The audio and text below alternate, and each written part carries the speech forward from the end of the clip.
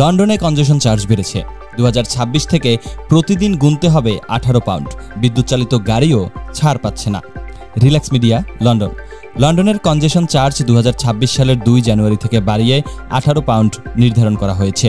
5 বছর পর এই প্রথম চার্জ বাড়ানো হচ্ছে বলে জানিয়েছেন ট্রান্সপোর্ট ফর লন্ডন TfL।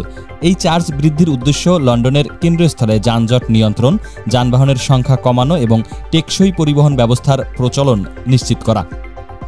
জনসাধারণের মতামতের ভিত্তিতে সিদ্ধান্ত চূড়ান্ত করা হবে। লন্ডনের ট্রান্সপোর্ট বিভাগ TfL ঘোষণা দিয়েছে 2026 সালের 2 জানুয়ারি থেকে কনজেশন চার্জ বাড়িয়ে প্রতিদিন 18 পাউন্ড করা হবে। এটি 2020 সালের জুনের পর প্রথমবারের মতো চার্জ বাড়ানো হলো। 2020 সালে এটি 11.50 পাউন্ড থেকে বাড়িয়ে 15 পাউন্ড করা হয়েছিল।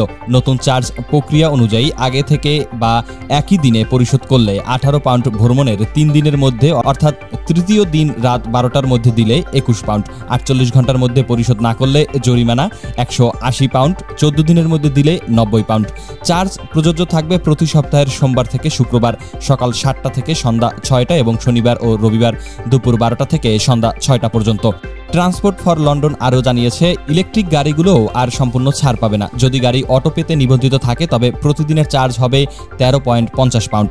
HGV হেভি গুডস ভেহিকেল ও ভ্যানের জন্য থাকছে 50% ছাড়। 2027 সাল থেকে শুধুমাত্র সম্পূর্ণ বৈদ্যুতিক গাড়ি কনজেশন চার্জে বাসিন্দাদের জন্য ছাড় পাবে। এছাড়া শূন্য নিঃসরণ জিরো এমিশন যানবাহন ব্যবহারে উৎসাহিত করতে নতুন ডিসকাউন্ট স্কিম চালুর পরিকল্পনাও রয়েছে। TfL জানায় ভবিষ্যতে এই চার্জ প্রতি বছর সার্বজনীন পরিবহন ভাড়ার বৃদ্ধির হারের ভিত্তিতে বাড়ানো হবে, যা সাধারণত মুদ্রাস্ফীতির সাথে সামঞ্জস্যপূর্ণ।